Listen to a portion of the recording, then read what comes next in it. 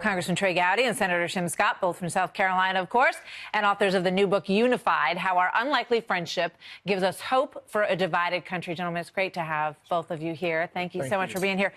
Just a quick thought, coming off of Ed's report. First of all, with regard to the McCabe's, who have both spoken out now in editorials, they believe that they were wronged by this investigation. Any thoughts on that? Well, let's wait and find out what the Inspector General people are not inherently objective about themselves, so I get the desire to defend yourself, but let's let a neutral investigator, in this case the Inspector General, issue his report, and then we'll know exactly what Mr. McCabe did or did not do. As for Ms. McCabe, that was a couple of years ago. I don't hear that many Republicans talking about it, so I get the desire to defend yourself, but I don't know what anybody's accusing her of right now. What about the timeline in terms of, she says, we got the money for my campaign long before her husband was involved in the Hillary Clinton investigation? That may well be true. He was not disciplined for a failure to act in the Hillary Clinton investigation. He was disciplined for a lack of candor, which could be a lie or it could be a material omission. Senator Scott, in terms of the widening of this investigation and how far back they're going, it feels like this is largely an effort by Paul Manafort's attorneys to say, you shouldn't be looking into this part of my past. They may have an argument for doing that, right? Well, it certainly seems like the investigation has expanded, and perhaps it expanded back in August when we now are finding out that the definition of the footprint was expanded. But the reality of it is, if you're a Manafort's attorney, you're looking for a way to dissect the case and find a way to get your client in a better position. The fact of the matter is that being able to investigate Ukraine did not seem like it was connected unless it's a connection of intent with Russia. All right, we will see.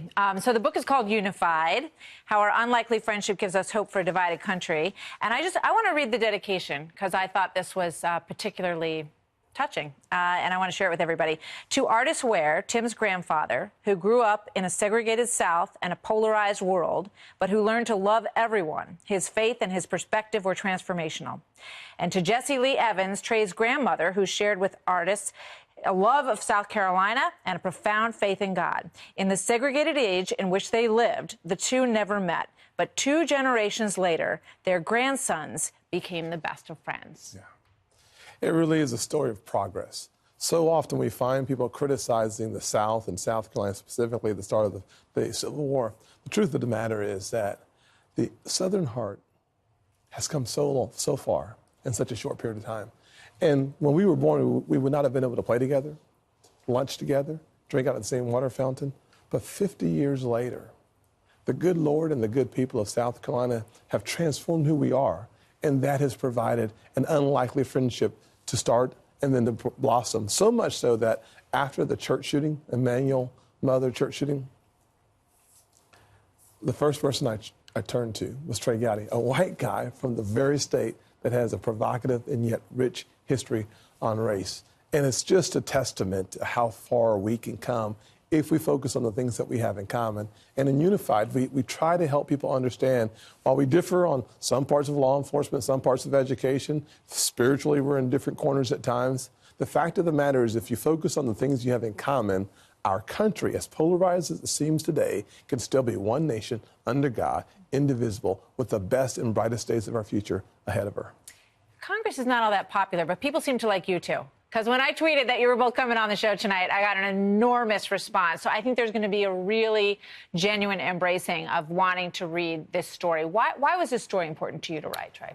For a lot of the reasons Tim just said, but also, Martha, I'm worried about the divisiveness. I like contrast. I like the fact that we don't all pull for the same sports teams or eat at the same restaurant on the same night at the same time. But conflict is debilitating. And I just feel our country being torn apart such that we're not even willing to have a conversation. And Tim and I don't agree on lots of things. It's never interfered with our friendship.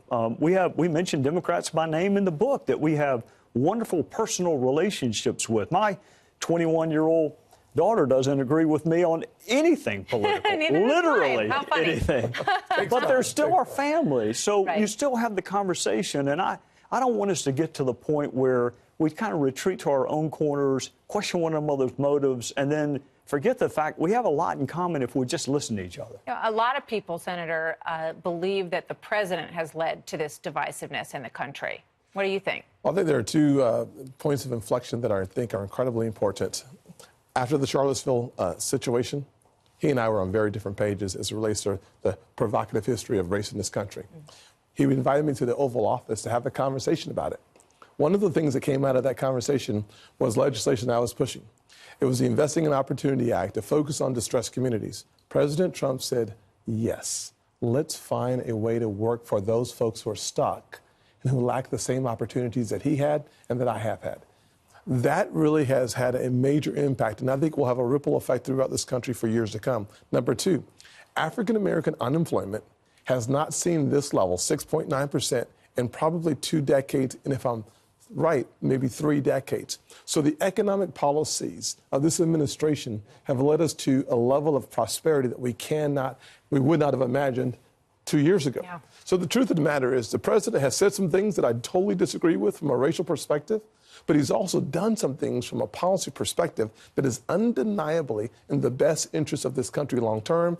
And I think a good economy makes a lot of things possible. Thank you so much, gentlemen. Congratulations on the book. Yes, I look forward to reading the rest of it. And good to have you both here. Don't be strangers. Come back Absolutely. soon. Take care. Thank you.